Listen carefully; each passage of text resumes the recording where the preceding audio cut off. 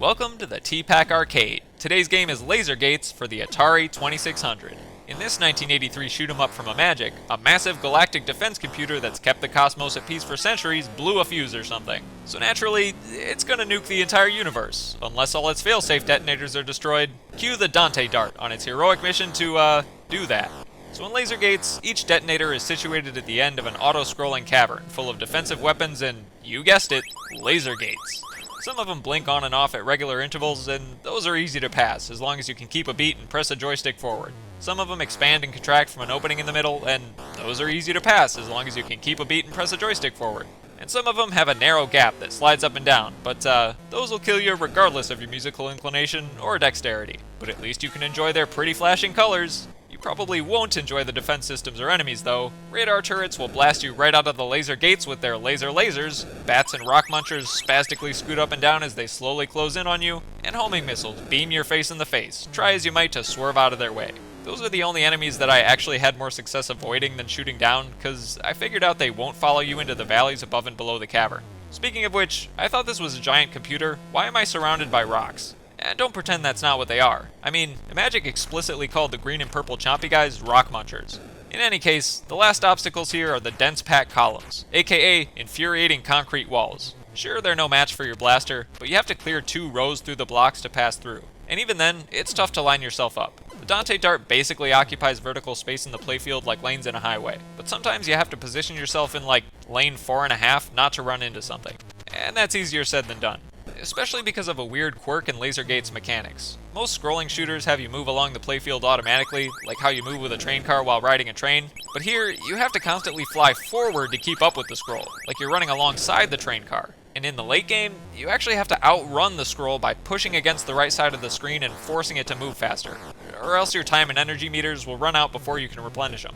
Did I not even mention the meters yet? You know, the big eyesores taking up the entire bottom half of the screen? Well, you've got your score tally as usual, but under that is your constantly depleting energy meter, which can only be refilled by flashing bricks that you'd better hope you don't accidentally shoot down. And then there's your shield meter, which shrinks with every collision until it's night-night for the Dante Dart. And finally, there's your timer, or D time. I assume the D stands for detonator, because it only resets after you destroy one. And you'll know you found a detonator when you see a big gray column labeled 6507.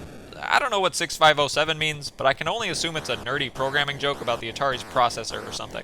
You've got to blast one of the pins on the side of the detonator to blow it up, but not just any pin, because some of them are rigged to kill you. Which ones? You'll never know, because it's random. Wonderful.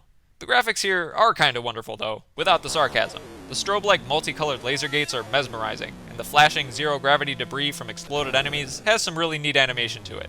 I also love seeing the accompanying point values show up in the playfield too. Unfortunately, this playfield is only half the screen.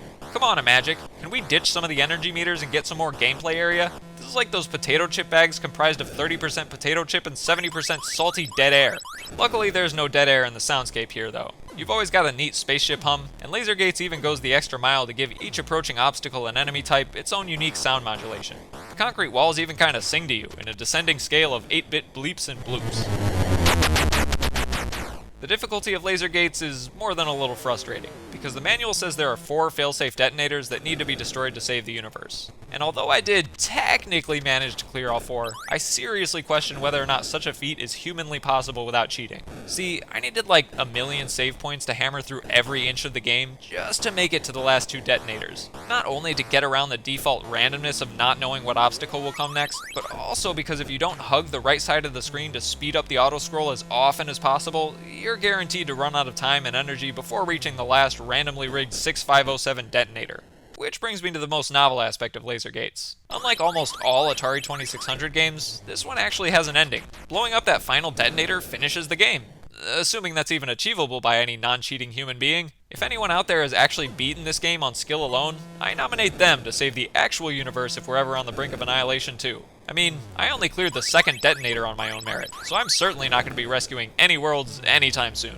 Overall, Laser Gates is an extremely entertaining departure from what you might expect out of a scrolling shooter. Even with the potentially unattainable tease of clearing all 4 detonators, it's definitely one of my favorite Atari games. And those Laser Gates themselves will never stop being mesmerizing, whether or not Imagic skimped the good stuff into 30% of the package just like your favorite potato chips.